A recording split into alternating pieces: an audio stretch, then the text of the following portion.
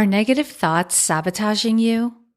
I frequently talk with talented, experienced, and incredibly capable women. For the most part, they are doing great, setting goals, creating plans to accomplish them, and making progress in their careers. Occasionally, many of these women express a desire for things to be better. Not externally necessarily, but internally. They say things like, I wish I could get out of my own way, or if I could just get over the self-doubt. And sometimes, even when things are going well, I have this nagging voice in my head that ruins any opportunity I have to feel satisfied. This episode is covering the very thing that drives your behavior, what you do and how you do it. Not only that, it determines how quickly you will bounce back from setbacks and mistakes and whether or not you are able to feel satisfaction or fulfillment. Any guesses? Stay with me. If you are new to the Women Taking the Lead podcast, hello and welcome.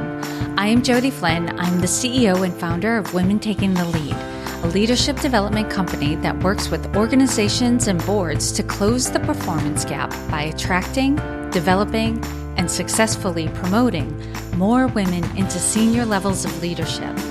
I help organizations realize these benefits through coaching, consulting, leadership development programs, and keynotes.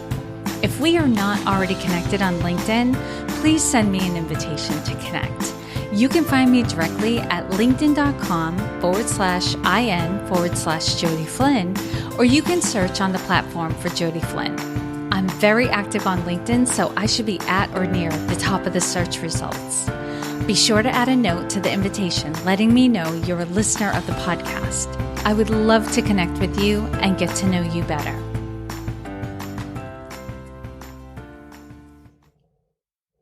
Currently, organizations worldwide spend approximately $370 billion on leadership development efforts each year.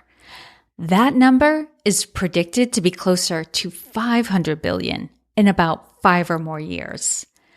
Yet, according to the Global Human Capital Trends 2019 report published by Deloitte, 41% of business leaders believe that their organizations fail to meet the needed leadership standards. Why aren't companies getting more bang for their leadership development buck? There are a few reasons that point to this phenomenon. One reason is the organization is not aligned on what the training goals are and which employees need training. This results in employees sitting through training that they don't believe they need and may not actually need, and thus they don't get the benefits of the training.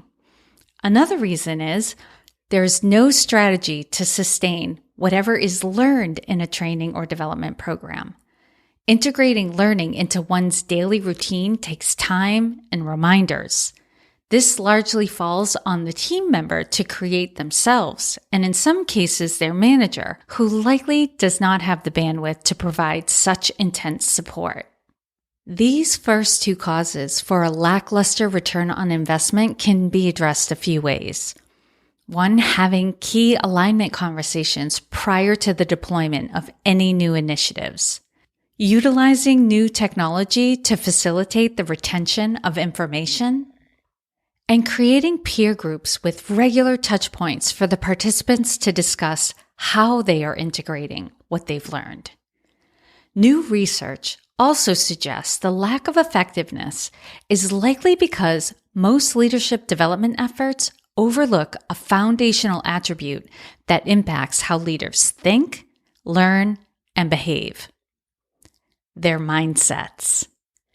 According to the Harvard Business Review, a leader's mindset is the mental lens that determines what information they take in and use to make sense of and navigate the situations they encounter. Thus, mindsets directly impact what a leader does and why they do it. While the leadership skill sets are important, focusing professional development solely on the words and actions of a leader is limiting and won't yield the results that you're looking for. Mindset also impacts resilience or recovery time. Resilience is the speed at which you rebound from setbacks and mistakes. More than education, knowledge, training, innate ability or experience, motivation, or a strong desire to excel, mindset is the number one difference between those who are doing all right and those who are excelling in every area of their life. You might be surprised to hear this, yet there are countless examples of unsuccessful geniuses, incredibly talented athletes who didn't make it, and highly educated and trained people who fell far short of their potential or their goals. You've likely seen this as you were coaching an athlete, teaching a student, or mentoring a young professional. Some individuals seem to crumple under pressure or due to a setback, while others, literally or figuratively, quickly brush themselves off, learn from the experience, and get back into action. Each setback you experience, and we all experience setbacks on a regular basis, it requires you to reset yourself so you are mentally ready to get back in the game, so to speak. This isn't a fake it until you make it scenario. When you're mentally recovering from the last setback, no amount of faking it will completely fool anyone or get you the results that you're hoping for. And if you don't recover fast enough, your mistakes, your small mistakes or setbacks, can spiral into big challenges. How fast is your recovery time? When you experience a setback, an underperforming team member makes another error, you get admonished by your boss, or you lose your cool when you're talking to your child, how long does it take you to recover yourself mentally and emotionally? That answer depends on the operating system you have within you. Your operating system reflects your mental resilience. It will determine your recovery time, which is the measure of how resilient you are. Research on mental resilience has revealed that people with high mental resilience take fewer sick days than their coworkers and are less likely to become burnt out. Leaders with high mental resilience lead teams that are more likely to praise their workplace as a high-performance environment. And mental resilience leads to lower levels of stress hormones, better immune system function, better sleep, and smaller risk of hypertension, diabetes, or stroke.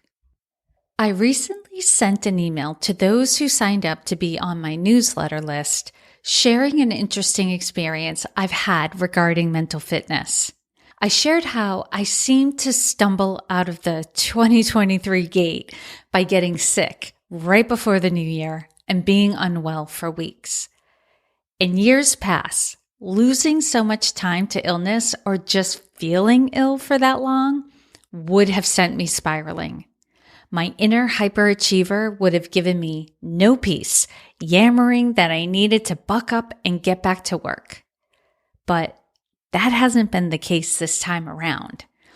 Instead of punishing myself for not jumping into action right at the new year, I gave myself empathy and compassion, and I let myself rest when I needed it. And the result to my business? In terms of revenue and net profit, this has been the best month I've ever had in my business. All this with a recession looming and so much uncertainty in the world. And here's what was the difference for me this year. Last October, I was invited to do the Positive Intelligence program. It wasn't a good time to start something new. The program was starting the week I would be away at a conference, and I would be going straight from that conference to Maine to finalize the production and delivery of the Maine Women's Conference with the rest of the board. November was going to be incredibly busy as well, catching up on everything that had been put on hold during the weeks I was away, as well as developing and delivering a high-stakes presentation. I said yes to doing the Positive Intelligence program anyway. And to be honest, it felt like a lot at first. And then something odd happened. I would wake up in the morning wondering why I wasn't experiencing an insane amount of stress. I wondered, why was I so calm? Why wasn't I losing sleep at night? How did I get to a place of knowing I would do my best and everything would all work out? Not from a place of denial or trying to cope, rather in an eyes wide open and a deep knowing kind of way. Everything will all work out. Not too far into the program, I realized I had been given an incredible gift, and it's a gift that continues to expand and ripple into all areas of my life. And I'd like to share this gift with you. I'm hosting a webinar titled, How to Get Mentally Fit. This webinar will cover what positive intelligence is and the impact it can have for you in all areas of your life. During this webinar, you will hear about the science and research behind positive intelligence and the specific areas it impacts. You're going to learn the 3 core muscles at the root of mental fitness. You'll discover the 10 internal saboteurs that might hijack your best efforts. Identify 5 sage powers within you that can overcome any challenge you are faced with. And you'll experience a practice that will enable you to intercept a saboteur hijacking and increase your self-command. If being more calm or positive has been on your wish list for 2023, I invite you to join me to explore positive intelligence and the difference it could make for you.